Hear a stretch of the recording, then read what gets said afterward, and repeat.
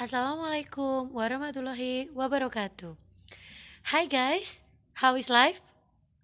Well, I hope everything is settled. In this occasion, we are going to continue discussing narrative texts. The second story, entitled The Retiring Carpenter.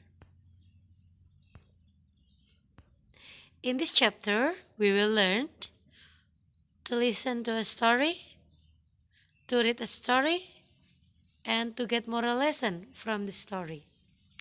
Di bagian ini, kita akan belajar yang pertama, to listen to a story, untuk mendengarkan sebuah cerita.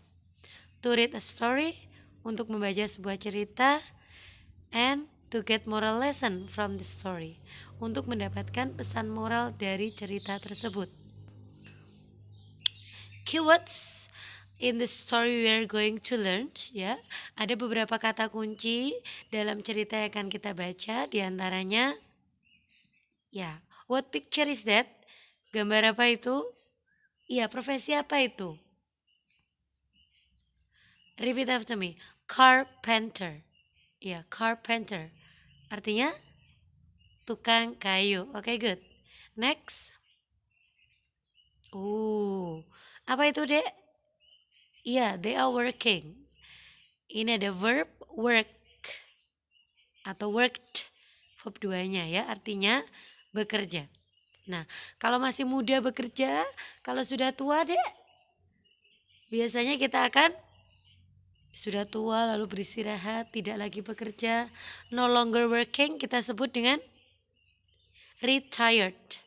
Artinya no longer working, tidak lagi bekerja, atau kita dalam bahasa Indonesia punya istilah pensiun. Next. What picture is that? Gambar apa itu? We call it contractor. Contractor ya. Orang yang bertanggung jawab dalam membangun sebuah gedung atau rumah. Next. What picture is that? House. Oke, benar. Nah, sayang, ada yang tahu bedanya house sama home? Ya, kalau house itu bangunannya. Kalau home itu lengkap dengan suasananya. Jadi kalau house itu bangunannya ya sayang, yang dibuat dari kayu atau tembok atau semen seperti itu kita sebut house. Nah, kalau home itu suasananya. Jadi ada bangunan rumah, lalu ada ayah, ada ibu, ada adik, ada kakak, ada saudara, itu namanya home. Next. Ya, apa itu? Ada pasir, ada semen, ada batako, ada kayu, ada koral. Nah, kita sebut building materials. Artinya bahan bangunan. Next. Ya, kita sebut dengan key. Apa artinya key? Kunci, ya. Jadi kita akan menemukan kata-kata itu di dalam teks yang akan kita baca nanti. Well, mini dictionary-nya yang akan kita pelajari ada kata story, ya artinya cerita, and then heart, hati, lalu go atau went verb 2-nya go artinya pergi, elderly, tua, build atau build, membangun, sad, sedih, ada juga retire, tadi yang kita sudah bahas ya, berhenti atau mengundurkan diri, ada request, permintaan, ada feel atau felt, merasa, agree atau agreed, setuju ya. Kata-kata ini tadi sudah dipakai untuk tugas minggu lalu. Jadi silakan kalian simak ya dengan buku kalian. Kalian cocokkan sudah benar apa belum terjemahan kalian, sudah sesuai atau belum. Jadi terjemahan ini mengikuti konteks di dalam cerita yang mau kita bahas. Next, ada inferior artinya kurang berkualitas, kurang baik gitu, kurang bagus. Ada want atau wanted artinya ingin. Ada tell atau told, bercerita atau mengatakan. Ada visit, mengunjungi. Ada front, depan. Ada gift, hadiah. Lalu ada worth, berharga. Hand atau handed over, menyerahkan. Kalau hand saja tangan, kalau hand atau handed over artinya menyerahkan. Ada live, hidup atau tinggal. Ada half-heartedly. Heart tadi artinya hati. Kalau half-heartedly setengah hati. Ada event bahkan. Ada last terakhir. Lalu say atau said mengatakan. Employee pegawai. Lose atau lost kehilangan. Plan rencana. Inspect memeriksa. Upset kesal atau sedih. Shocked terkejut. On sendiri. Better lebih baik. Dan yang terakhir adalah job pekerjaan. Well, jadi kalian bisa menggunakan mini dictionary ini, kamus kecil ini untuk membantu memahami cerita yang akan kita baca. Use this mini dictionary to help you to comprehend the story we are going to read. Okay, let's check. First, please listen to the story ya. Pertama simak dulu ceritanya ya. Nanti akan ada suara membacakan cerita, kita listen first. Dengarkan dulu. This is a story of an elderly carpenter who had been working for a contractor for the past 43 years. He had built many beautiful houses, but now as he was getting old, he wanted to retire. So, he went to the contractor and told him about his plan of retiring. The contractor felt sad of losing a good worker, but agreed to the plan. But, as a last request, he asked the old carpenter to construct just one last house. This is a story of an elderly carpenter who had been working for a contractor for the past 43 years. Ini adalah cerita dari seorang elderly carpenter, tukang kayu yang sudah tua, who had been working, yang telah work tadi apa? Bekerja for a contractor, untuk seorang kontraktor, for the past 43 years, selama 43 tahun terakhir. He had built many beautiful houses, but now as he was getting old, he wanted to retire. Dia telah membangun many beautiful houses, banyak rumah yang bagus. But now, tapi sekarang, as he was getting old, karena dia telah menua, he wanted to retire. Dia ingin retire tadi apa? Ya, pensiun atau berhenti bekerja atau mengundurkan diri. So, he went to the contractor. Lalu dia pergi mendatangi si contractor and told him, dan mengatakan padanya about his plan of retiring. Tentang plan, rencana retiring, pensiun. The contractor felt sad. Kontraktornya merasa sedih of losing a good worker, karena kehilangan pekerja yang baik. But he agreed to the plan. Tapi kontraktornya agreed, setuju pada plan, rencana tersebut. But as a last request, tapi sebagai permohonan terakhir, he asked the old carpenter to construct just one last house. Dia meminta tukang kayu yang sepuh ini untuk membangun satu saja rumah last, yang terakhir. Nah, from the paragraph we can conclude the orientation. Kita dapat menyimpulkan pendahuluannya atau orientasinya. Yang pertama, about the main character.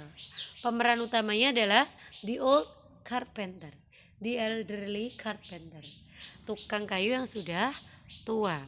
And then the minor character is, very good, the contractor. Okay. Next, about setting. Where did the story happen? Terjadi di mana ceritanya? Setting of place-nya? In the building construction. In the building site, di tempat pembangunan gedung atau tempat pembangunan rumah, ya.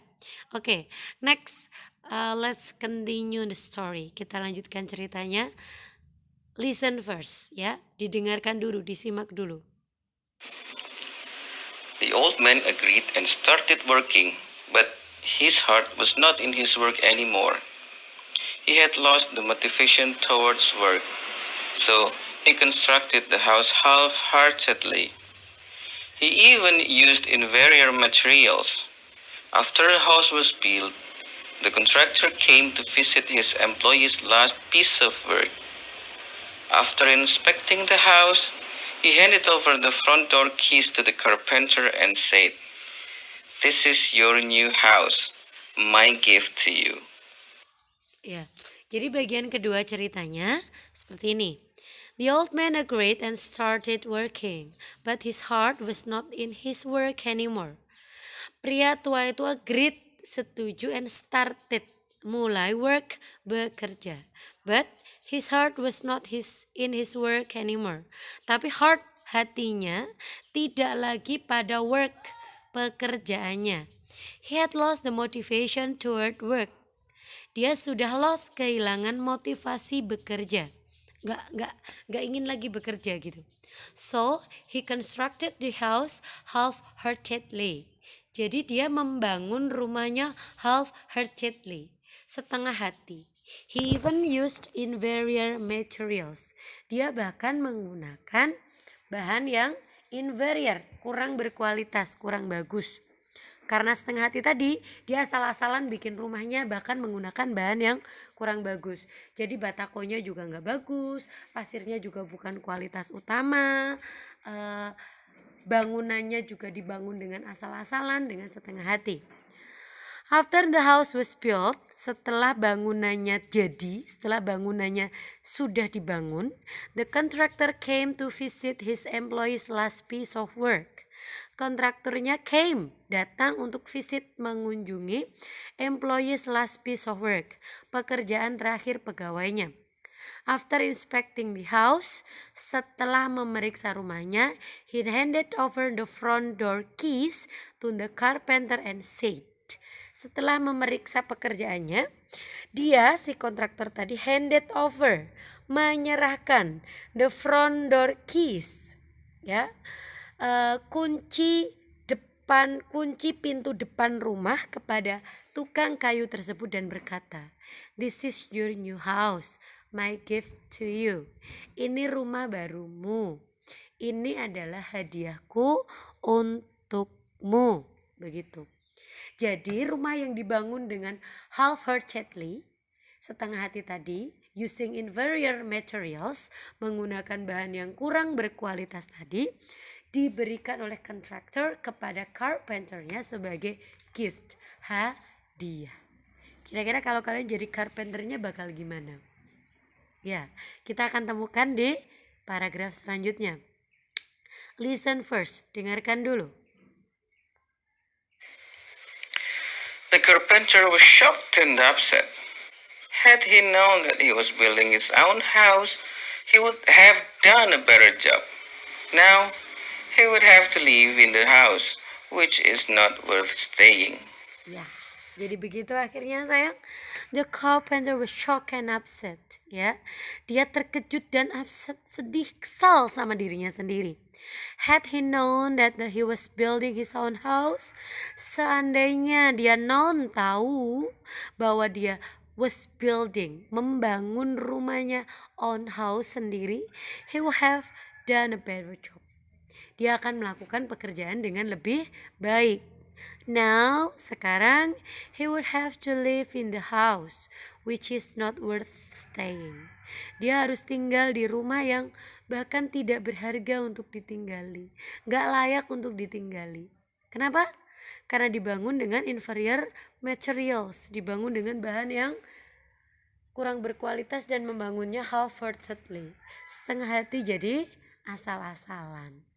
Well, jadi itu adalah akhir cerita dari si carpenter. Dia merasa shock and upset. Karena apa? He would have to live in the house which is not worth staying. Seperti di gambar itu, gak layak huni. Karena dibangun asal-asalan using inferior materials. Well, nah, dari dua paragraf tadi kita menemukan konflik atau problemsnya. Yang pertama, the old carpenter wanted to retire. pria tukang kayu yang tua tadi ingin untuk pensiun, but the contractor asked him to build one last house. Kontraktornya menyuruh dia membangun satu rumah yang terakhir. Itu masalah dia. The old carpenter built the house half-heartedly. He used inferior building materials. Yang kedua, karena dia tidak suka, karena dia membangunnya setengah hati, dia menggunakan inferior building materials. Bahan bangunan yang tidak berkualitas, ya. Itu bangunannya jadi seperti itu. And then we found the resolutions. Kita menemukan akhir dari pemecahan masalah, yaitu akhirnya the contractor inspected the house and gave it for the carpenter as a gift. Kontraktornya memeriksa rumah dan memberikan rumahnya kepada carpenter, tukang kayu itu, sebagai gift, hadiah pensiunan buat dia. Ya, dikasihkan. The carpenter was upset and sad, ya. Carpenternya sedih dan kesal. Had he known that the house was for him, seandainya dia tahu bahwa rumah itu untuknya, he would have done his best. Dia pasti akan melakukan yang terbaik, pakai bahan bangunan yang paling baik dan membangunnya dengan sangat baik, ya. Sayang, penyesalan ada di akhir. Kalau di awal namanya pendaftaran. Ya, well, next. Moral of the story. Pesannya apa di cerita ini, sayang? Well, first, think of yourself as the carpenter. Bayangkan kalian adalah si tukang kayunya. You work hard every day, but are you giving the best? Are you giving your best? Kalian sudah bekerja setiap hari, tapi apakah kalian melakukan yang terbaik? Ya, bayangkan kalian adalah si tukang kayu, ya. Dia bekerja untuk membangun rumah yang tanpa dia ketahui rumah itu bakal jadi miliknya. Dan apakah dia melakukan yang terbaik? Enggak. Sama seperti kalian. Kalian setiap hari belajar, ya.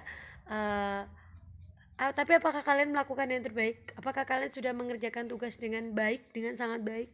Apakah kalian sudah belajar dengan baik? Jadi kalau ulangan kalian mendapatkan hasil yang terbaik? Oke, tanyakan itu ke diri kalian dulu. Sudah atau belum melakukan yang terbaik selama ini? Okay, we put our list to the work we don't like or don't have interested in. Ya, kita cenderung menaruh atau melakukan list sesedikit mungkin, segampang mungkin. Kita menggampangkan pekerjaan yang tidak kita sukai atau yang kita nggak minat, ya.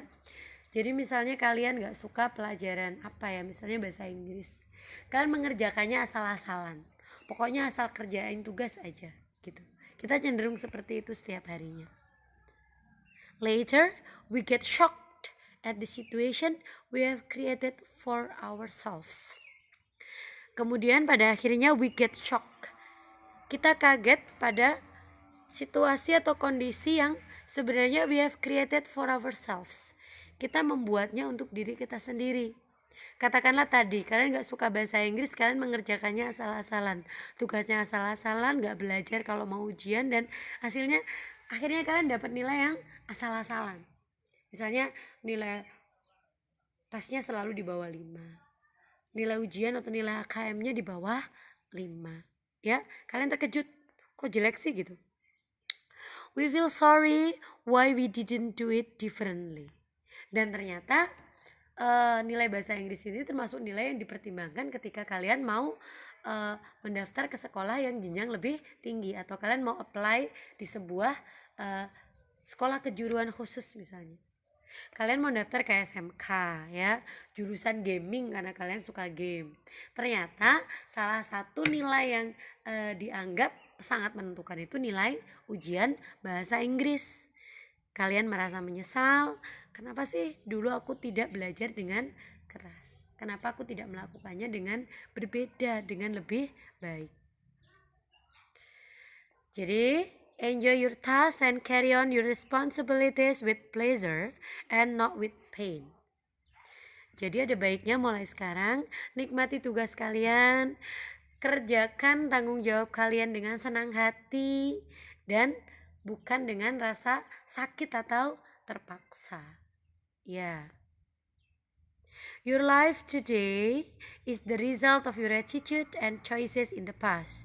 Your life tomorrow will be the result. Ya. Jadi hidup kalian hari ini adalah hasil dari attitude, sikap and choices, pilihan kalian di masa lalu. Ya, pilihan kalian dan sikap kalian di masa lalu itu menentukan hasil kalian hari ini. Dan your life tomorrow will be the result. Dan pilihan kalian serta sikap kalian hari ini hasilnya akan ditentukan di masa depan. So, do your best. Jadi yang lakukan yang terbaik saat ini. Jadi yang kalian lakukan saat ini akan menentukan kalian mau jadi apa di masa depan. Nah, itu pesan moral dari cerita ini. Well, now let's talk about language features of the text. Kita bahas tentang fitur kebahasaan yang digunakan di teks ya. Yang pertama ada past tense. Past tense pakai verb 2, narrative happen in the past. Naratif terjadi di masa lalu, jadi kita pakai verb 2. Misalnya, the contractor felt sad of losing a good worker but agreed to the plan. Yang saya garis bawah itu adalah verb 2. Verb satunya feel menjadi felt, verb satunya agree menjadi agreed ya. Banyak lagi nanti kita lihat di bacaannya. Yang kedua adalah temporal conjunction, kata penghubung yang menyatakan urutan waktu. Misalnya, after inspecting the house, he handed over the front door keys to the carpenter.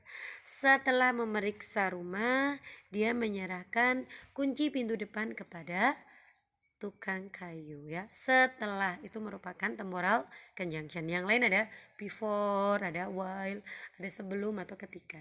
Well, next.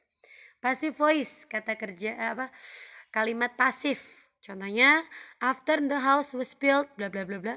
Setelah rumahnya selesai dibangun ya, kalimat pasif menggunakan di.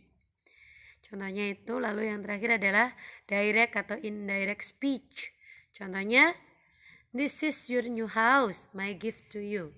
Direct speech ditandai dengan penggunaan tanda kutip, mengungkapkan dialog yang dilakukan oleh para characters ya. Ini rumahmu, hadiahku untukmu. Biasanya direct speech bukan dalam bentuk past tense tapi present tense, menggunakan kata kerja bentuk pertama. Well, itu language feature-nya. Lalu kita bahas secara umum teks naratif ya, seperti kemarin. Narrative is written to amuse or entertain. Naratif ditulis untuk amuse. Oke, repeat after me. Amuse. Oke, entertain. Ya, artinya menghibur. Naratif ditulis dengan tujuan menghibur. Yang kedua, naratif teaches moral. Selain menghibur juga mengajarkan pesan moral. Seperti cerita ini tadi, mengajarkan kita untuk selalu melakukan yang terbaik pada pekerjaan dan tanggung jawab kita, agar tidak menyesal di kemudian hari seperti carpenter. Lalu naratif happen in the past, naratif terjadi di masa lalu, makanya kita pakai verb 2. Lalu macam-macam naratif ya. Kalau kemarin saya sampaikan secara lisan, ini sekarang saya tulis. Please write down on your notebook ya. Kalian silakan tulis di buku tulis kalian ya, biar tahu. Fable is story that features animal, plants or forces of nature and ends with morals. Fable itu cerita yang di dalamnya ada hewan, tanaman atau penampakan alam gitu, dan diakhiri dengan pesan moral. Misalnya kancil ya, kancil mengajarkan kita apa? Ya, misalnya kancil sama buaya mengajarkan kita untuk cerdik menyikapi suasana atau kesulitan saat kita bisa keluar dari masalah. Itu contohnya fable. Sekarang fairy tale, story that feature fanciful and wondrous characters. Cerita yang di dalamnya terdapat karakter-karakter yang ajaib ya, karakter-karakter yang sakti. Misalnya ada peri, ada buto ijo ya, ada penyihir ya, seperti itu namanya fairy tale. Jadi ada putri salju itu ada penyihirnya, ada kaca yang bisa ngomong, itu contoh dari fairy tale. Cinderella ada ibu peri, itu fairy tale. Lalu yang ketiga adalah folktale, a story passed down from generation to generation orally. Cerita rakyat adalah cerita yang diturunkan dari satu generasi ke generasi lain secara turun temurun melalui cerita yang didongengkan atau diucapkan ya. Misalnya kayak apa namanya, Sayang Timun Mas, itu juga bisa masuk genre ini ya, fairy tale, folktale. Lalu bisa juga Loro Jonggrang, itu juga bisa diceritakan dari generasi ke generasi gitu secara oral atau speak, dari apa namanya, lisan gitu maksudnya. Well, next, that's the end of our lesson. Ini akhir dari cerita kita ya. Thank you for your attention. Terima kasih untuk perhatian kalian. The link for the assignment for the exercise will be shared via Teams ya. Nanti link untuk latihan di form, latihan comprehension ya, pemahaman teksnya akan saya kirimkan di kelas Teams. Keep your health ya. Use your mask ya, and stay healthy ya. Jaga kesehatan kalian, pakai masker, jaga jarak, dan wassalamualaikum warahmatullahi wabarakatuh.